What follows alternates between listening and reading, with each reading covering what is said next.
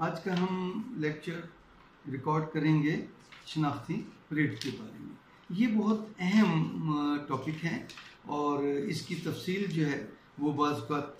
मुख्तलिफ़ जगहों पे आपको नहीं मिलती, लेकिन ये शनाख्त परेड एक इंतहाई अहम सब्जेक्ट है। इसको हम दो किस्तों में करेंगे। आज की किस्त में हम करेंगे कि शनाख्त परेड कब कराई जाती है, इसकी कानूनी अहमियत क्या है और इसके बारे में कानूनी प्रोविजंस क्या हैं कि जिन दफ़ात के तहत ये कराई जाती है और इनकी जो है वो एविडेंशरी वैल्यू क्या है और इसका तरीक़ेकार क्या है। दूसरे हिस्से में कल की जो किस्त हम करेंगे उसमें हम करेंगे कि शनाख्त परेड से मुतल्लिक अहम तरीन सुप्रीम कोर्ट और हाई कोर्ट का केस लॉ क्या है और उन केस लॉ में उन्होंने किन पॉइंट्स पर शनाख्ती परेड की अहमियत को फोकियत दी है और किन पॉइंट्स पर कहा है कि अगर इन हालात में शनाख्ती परेड हो तो उसकी कोई कानूनी अहमियत नहीं है। और हम दूसरी किस्त में ये भी करेंगे कि शनाख्ती परेड की जो आपको आपके केस में जो शनाख्ती परेड है उसकी उसमें आप कैसे डिफेक्ट ढूंढेंगे और अगर आप क्रॉस एग्जामिनेशन करते हैं शनाख्ती परेड के गवाहान को या मजिस्ट्रेट को जिसने वो शनाख्ती परेड करवाई है, ये दो ही लोग रेलेवेंट होते हैं, तो उसमें क्या डिफेक्ट है, आप क्रॉस एग्जामिनेशन में उनसे क्या सवाल करके क्या चीज़ उगलवा सकते हैं कि आप शनाख्ती परेड की अहमियत को ख़त्म कर दें। और अगर आप कंप्लेनेंट के वकील हैं तो फिर आपको गवाहों को क्या समझाएं कि आपकी शनाख्ती परेड की अहमियत कम ना हो या ख़त्म ना हो। तो पहला जो इसमें पॉइंट है कि शनाख्ती परेड कब कराई जाती है। शनाख्ती परेड उस वक्त कराई जाती है कि जब FIR में गवाहान ने ये लिखा हो कि हम मौके पर मौजूद थे, हमारी मौजूदगी पे नामालूम मुल्ज़मान मौके पर आए और उन्होंने ये जुर्म किया और उन मुल्ज़मान के ये हुलिये थे, ऐसी जसामत थी, इतना कद था, इतनी उम्रें थीं और उन्होंने फला मुल्ज़िम ने हुलिये के मुल्ज़िम ने ये कत्ल किया या ये ज़र्ब लगाई या ये डकैती की। अमूमन डकैती के केसों में या लड़ाई के केसों में इसकी ज़रूरत पड़ती है मोस्टली, लेकिन किसी भी केस में अगर मुल्ज़मान का हुलिया दिया हुआ हो और उनके नाम न जानते हों वो पहले से गवाहान, तो फिर शनाख्त परेड कराना ज़रूरी है। लेकिन अब इसकी एक और सूरत भी होती है कि मौके पे गवाहान या मुस्तगीज़ मौजूद नहीं होता, वो कहता है जी कुछ नामालूम मुल्ज़िम आए और मेरे घर पे चोरी करके ले गए, मेरी कार चोरी करके ले गए। तो इस सूरत में शनाख्त परेड की कोई अहमियत नहीं। क्यों? कि गवाहान ने तो मुल्ज़मान को देखा ही नहीं। तो गवाहान ने अगर मुल्ज़मान को देखा हो और गवाहान मौके पे मौजूद हो, उन्होंने भागते हुए देखा हो, उन्होंने वक़ुआ करते हुए देखा हो, तो उस वक्त शनाख्त परेड की ज़रूरत पड़ेगी। तो ये एक सर्कमस्टेंशियल एविडेंस है, ये डायरेक्ट एविडेंस नहीं है। ये बाकी की एविडेंस को corroborate करती है, उसकी तस्दीक करती है, तौसीक करती है, लेकिन ये मेन एविडेंस नहीं है। अच्छा, अब इसको सपोर्ट किस किस कानून की हासिल है? आर्टिकल 22 ऑफ कानून शहादत एक्ट 1984। अब ये 84 कानून शहादत का एक्ट क्या कहता है वो हमें देखना पड़ेगा कि ये एविडेंस एक्ट 22 जो है वो क्या कहता है। 22 ये कहता है कि जब किसी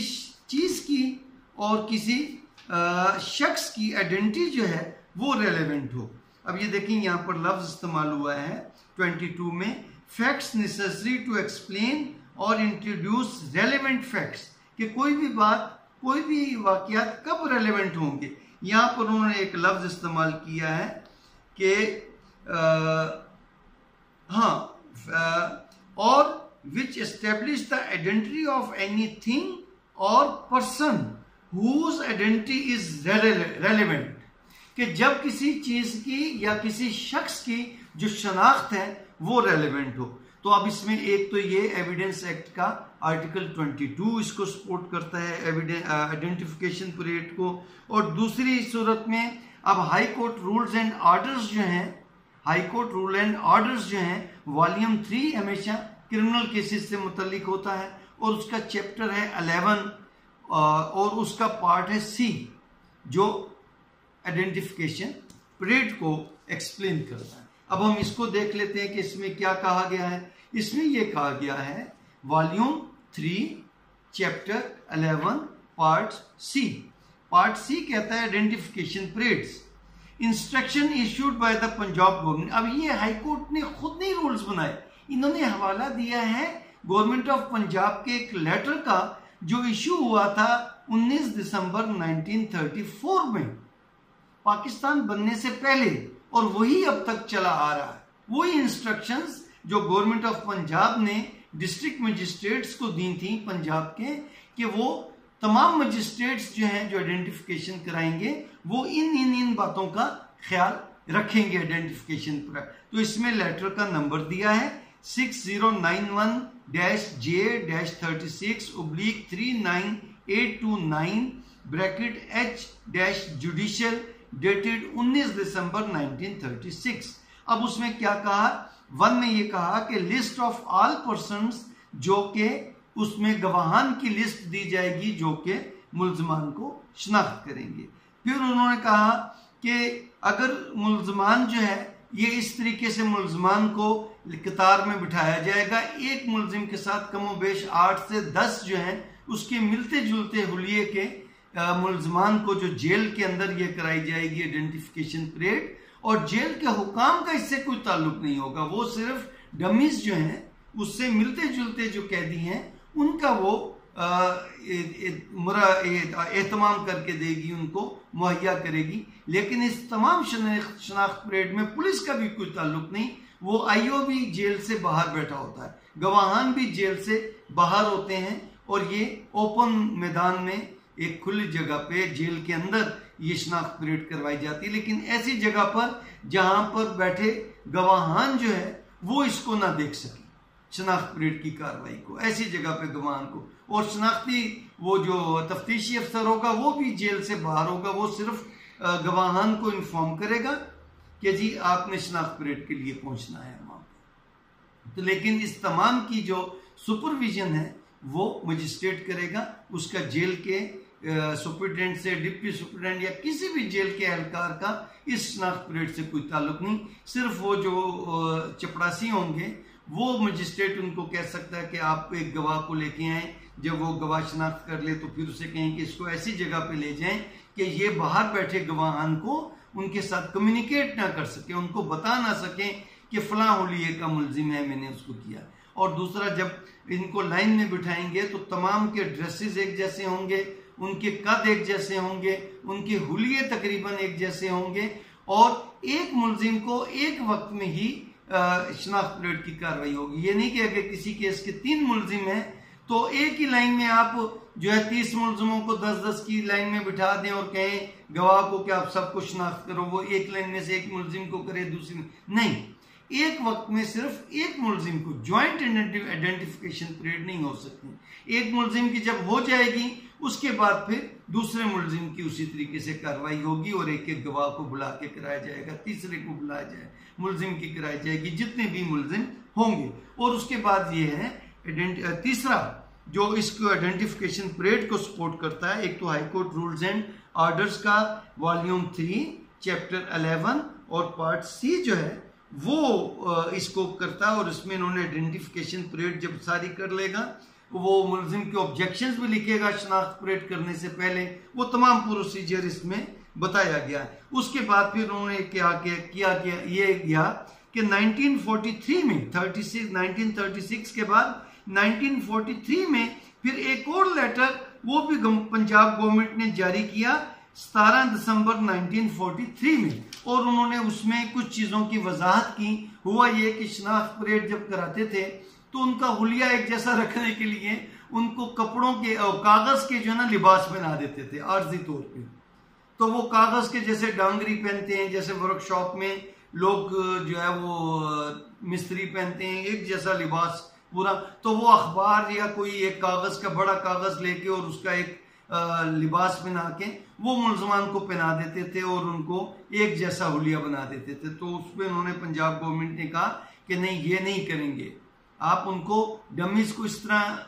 का कपड़े का लिबास बना के नहीं, बल्कि वो जो ड्रेस जिस किस्म का उन्होंने वकूए के वक्त पहना हुआ था वो पहनेंगे। फिर ये भी इंस्ट्रक्शंस दी गई कि मुलजिम जो होगा उसको हथकड़ी नहीं लगी हुई होगी या उसको बेड़ियां नहीं लगी हुई। जेल में अगर बेड़ियां लगा देते हैं कि अगर मुलजिम कोई उधम वगैरह मचाए, लेकिन जब शनाख्त परेड होगी तो उसकी बेड़ियां खोल दी जाएंगी। तो ये 1936 में पंजाब गवर्नमेंट ने ये ऑर्डर किया था और दूसरा लेटर जारी किया था और दूसरा लेटर 1943 में जारी किया था। हाई कोर्ट ने खुद कोई इंस्ट्रक्शंस नहीं बल्कि यही जो इंस्ट्रक्शंस हैं इनको उन्होंने आइडेंटिफिकेशन का एक चैप्टर पार्ट बना के चैप्टर 11 में, और ये तमाम इंस्ट्रक्शंस जो गवर्नमेंट ने जारी की थी वो दे दी गई। अब उसके बाद इसको मजीद तीसरी सपोर्ट मिलती है पुलिस रूल्स से। पुलिस रूल्स में बकायदा उन्होंने 1934 के जो पुलिस रूल्स बनाए उन्होंने बकायदा 26.32 चैप्टर 26 है और उसका रूल 32 है जो तमाम डिटेल से बताता है कि आइडेंटिफिकेशन ऑफ सस्पेक्ट्स जो है वो कैसे कराई जाएगी, कि जेल में अपना मजिस्ट्रेट जो है वो उसको सुपरवाइज करेगा और 8 से 9 जो है पर एक्यूज डमीज होंगी, तो और उसके बाद फिर उनको कतार में बिठाया जाएगा और लास्ट में जब तमाम कार्रवाई हो जाएगी तो उन्होंने फिर एक फॉर्म दिया कि वो उस फॉर्म के मुताबिक तफ्तीशी जो है वो आइडेंटिफिकेशन की कार्रवाई को उसमें लिखेगा। पुलिस रूल्स के मुताबिक मजिस्ट्रेट नहीं इसको फॉलो कर सकता, ये पुलिस ने एहतमाम करना है। पुलिस के लिए ये कहा गया है कि आप ये चीजें होनी चाहिए, लेकिन अब मजिस्ट्रेट ने अगर फॉलो करना है तो वो इसका प्रोसीजर फॉलो कर सकता है, लेकिन ये पुलिस रूल्स मजिस्ट्रेट पे बाइंडिंग नहीं है। मजिस्ट्रेट पे क्या बाइंडिंग है? मजिस्ट्रेट पे high court rules and orders की जो तरीकेकार दिया गया उसमें गो के हाई कोर्ट का अपना नहीं है वजह करदा, उन्होंने भी गवर्नमेंट ऑफ पंजाब के लेटर्स में जो तरीकेकार दिया गया है उसको उन्होंने दे दिया। लेकिन मजिस्ट्रेट क्योंकि एक जुडिशियल ऑर्गन है तो हाई कोर्ट के अंडर आता है, तो इसलिए high court rules and orders में उन्होंने उन तमाम को दे दिया। अब उसके बाद ये 3 तो इनको हो गई कानूनी प्रोविजन की सपोर्ट आइडेंटिफिकेशन परेड को, लेकिन अब मैंने जैसे बता दिया कि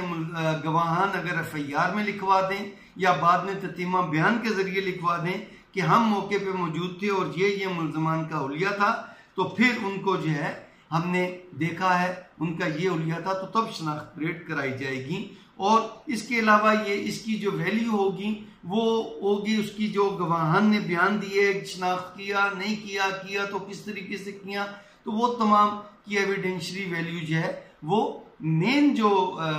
एविडेंस होगी, डायरेक्ट एविडेंस जो होगी उनको ये सपोर्ट करेगी। इसकी बुनियाद पर सजा नहीं दी जा सकती। ये इंडिपेंडेंट एविडेंस नहीं है, ये कोरॉबोरेटिव एविडेंस है, ये मेन एविडेंस को सपोर्ट करती है। ठीक, उसके बाद तरीकेकार क्या है कि जब भी किसी मुलजिम को पुलिस गिरफ्तार करती है इस शक की बुनियाद पर कि इसका इस मुकदमे से कोई ताल्लुक हो सकता है, तो गिरफ्तारी के फौरन बाद वो तफ्तीश नहीं करेगी, उसको फौरी तौर पर जेल भिजवा देगी और गिरफ्तारी के फौरन बाद उसको कहेगी कि अपना चेहरा ढांप के रखो। हवालात में भी अगर रखेंगे, अगर तो डायरेक्ट मजिस्ट्रेट के पास ले जाने का टाइम है तो उसको डायरेक्ट मजिस्ट्रेट के पास ले जाएंगे और उसे कहेंगे जिसको जेल भिजवा दें। और जब वो थाने से उसको या किसी भी जगह से उसको मजिस्ट्रेट के पास पेश करेंगे तो मुलजिम से कहेंगे अपना चेहरा ढांप के रखो, और जेल तक पहुंचा के आएंगे तो उसका चेहरा ढांप के रखेंगे। और गिरफ्तारी के फौरन बाद जितनी जल्दी हो सके शनाख्त परेड की कार्रवाई करनी चाहिए। तो ये आईओ दरखास्त देगा इलाका मजिस्ट्रेट को कि जनाब शनाख्ती परेड का कोई टाइम फिक्स करें या खुद करें या किसी को डिप्यूट करें। तो जितनी शनाख्त परेड की प्रोसीडिंग में देर होगी तो उतनी उसकी अहमियत खत्म होती चली जाएगी। और उसके बाद फिर जो गवाहान होंगे जिन्होंने देखा होगा मुलजिम को, उनको बुलाया जाएगा और उनको जेल के बाहर रखा जाएगा। एक एक करके गवाह को बुलाएंगे, उसका बयान लिखिएगा शनाख्त से पहले कि हाँ आपने ये वकूआ देखा था और आपने ये हुलिया किया था, जाएं अब आप ये लाइन में मुलजिम को पहचानें। और फिर जब वो पहचानेगा तो उसके सर पे हाथ रखेगा और ये बताएगा कि ये मुलजिम है और इस मुलजिम ने वकूआ के वक्त ये हरकत की थी, ये जुर्म किया था। अगर वो साथ उसका रोल नहीं बताता वकूए में तो उसकी एविडेंस की वैल्यू खत्म हो जाएगी। उसके बाद है कि जेल में खुली जगह पे और जो शनाख्त करके चला जाए उनको अलग जगह पे रखना है और उनको बाहर नहीं भेजना है जब तक तमाम गवाह कार्रवाई पूरी नहीं हो जाती, और एक एक करके गवाह को बुलाना है और ये हो जाए। और उसके बाद फिर आ जाएगा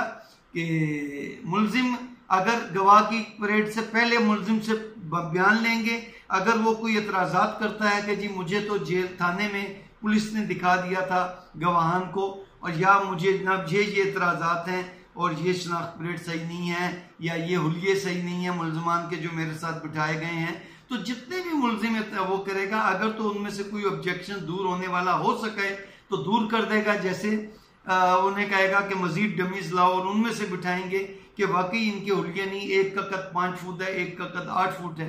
मुलजिम के कद से वो मुताबिकत नहीं रखते, हुलिया मुताबिकत नहीं रखते, एक बहुत मोटा आदमी है और मुलजिम तो बिल्कुल स्लिम आदमी है, मुलजिम काला कलूटा है या गोरा चिट्टा है और बाकी के मुलजिम जो है सांवले कलर के हैं, वो कहेंगे एक जैसे हुलिये के 8 से 10 बंदे मुहैया करो ताकि मुलजिम जो है वो गवाह को पहचानने में एक जैसे हुलिये में उसको फिर एग्जैक्ट पहचाने। उसके बाद है कि जब वो मैंने बता दिया कि जब वो बयान वो कर लेगा शनाख्त, तो फिर उसके बाद भी उसका बयान होगा, और ये बयान बरहलफ नहीं होगा, 161 के तहत ही होगा, या वो 161 के तहत ना भी हो तो वो मजिस्ट्रेट की जो है ना जुडिशल कार्रवाई में वो उनके बयान लिखेगा, लेकिन बरहलफ नहीं होगा, क्योंकि बरहलफ जो बयान होता है फिर उस पर क्रॉस एग्जामिनेशन लाजमी हो जाती है। और उसके बाद जेल हुकाम का कोई बयान नहीं लिखेंगे, जेल हुकाम को सिर्फ वो मुतला करेगा, और जेल हुकाम को तो पहली लेटर पहुंच जाता है कि आज शनाख्त परेड होनी है, और उनको हथकड़ी और बेड़ियां भी मुलजिम को नहीं लगी होंगी, और उसके बाद ये हो जाता है, ये तमाम कार्रवाई लिख के, और उसके बाद फिर मजिस्ट्रेट आखिर में अपनी पूरी रिपोर्ट लिखता है कि मैंने इस हुक्म के तहत आज मैं इतने बजे जेल पहुंचा हूँ, जेल हुकाम को मैंने कहा है कि मुलजिम को और उसके डमीज जो हैं मिलते जुलते जो उसके बाकी कैदी हैं उनको प्रोवाइड करें, फिर खुली जगह पे एहतमाम किया, फिर उसके बाद मैंने मुलजिम के एतराज़ात लिखे, फिर उसके बाद मैंने एक एक करके गवाहान को बुलाया और उन गवाहान ने जो बयान दिया वो मैंने बयान रिकॉर्ड किए, और मैंने अपनी पूरी ईमानदारी से और अपनी पूरी गैर जानिबदारी से मैंने शनाख्त परेड जो है वो कंडक्ट की है। तो ये रिपोर्ट लिख के और ये रिपोर्ट वो ट्रायल कोर्ट को भिजवा देगा, उसकी एक कॉपी जो है वो पुलिस फाइल में भी लग जाएगी, और उसको फिर वो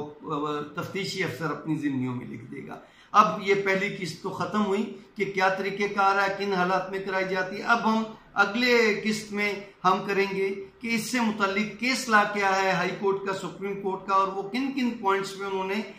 शनाख्त परेड को तस्लीम किया है और या शनाख्त परेड को रिजेक्ट किया है। और उसके बाद फिर हम देखेंगे कि एक वकील जो है क्रॉस एग्जामिनेशन के गवाहान को, मजिस्ट्रेट और गवाहान को किस तरीके से क्रॉस एग्जामिनेशन करेंगे, और अगर कंप्लेनेंट के वकील हैं तो वो उनको किस तरीके से तैयार करेंगे कि वो उनकी एविडेंस वैल्यू ख़त्म ना हो, या अगर मुलजिम का वकील है तो उनकी एविडेंस वैल्यू ख़त्म हो जाए। तो हमारे चैनल को ज़रूर सब्सक्राइब कीजिएगा और अपने कमेंट्स दीजिएगा। आप कमेंट्स की मुझे ज़रूरत होती है ताकि मैं अपने लेक्चर्स को बेहतर बना सकूं।